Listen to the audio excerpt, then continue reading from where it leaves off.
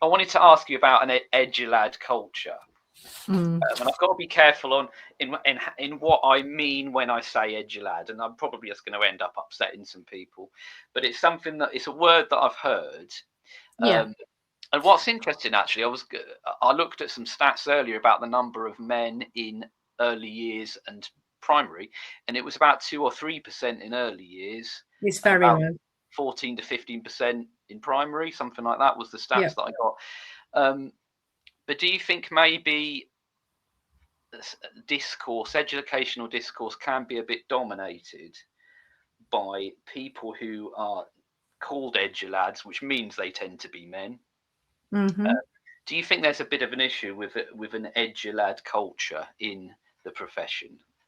I think it was a phrase that was probably coined in sort of like a little bit flippantly. I'm not quite sure. I'm trying to remember who coined it originally, but it can feel a little bit like the discourse is dominated by. I'm going to be perfectly honest with you. People who work in secondary schools, there's almost this perception that if you work in a secondary school, then your voice might be more important. And I think they're all of equal importance. I think that sometimes those dominant voices can be mostly men. And, having done some analysis around this, sometimes the way that women are responded to is very dismissive. I'm not a massive fan of, sort of naming and othering people, but, I have used the term myself, but then I've been called, and that's been in response to being called the EYFS mafia, for example, a hysterical naysayer, a discourse only, what was it?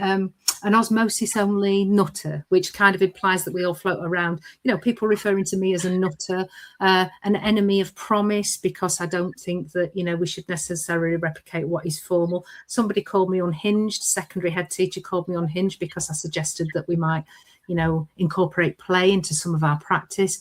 So I think some of that narrative is quite problematic. I think what I'd like to see is a degree of professional respect, and recognition that it might not look like what you do, but please respect the fact that what happens in those classrooms, in those settings, often with people who are working on barely above minimum wage, by the way, in some settings, is really complex. And they are caring for and supporting and educating our most vulnerable children who haven't yet found their voices. So often in early years, there is a bit of a feeling that people in early years are vocal. I had the word stroppy used. I prefer assertive.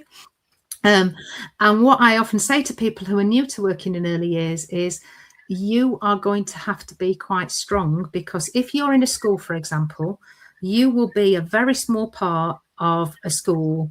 So even if you are, like I was once in a 4-form entry primary school, so you've got quite a big department with a nursery, you are still, in comparison to the rest of the school, in the minority. And, it is quite a complex and expert field.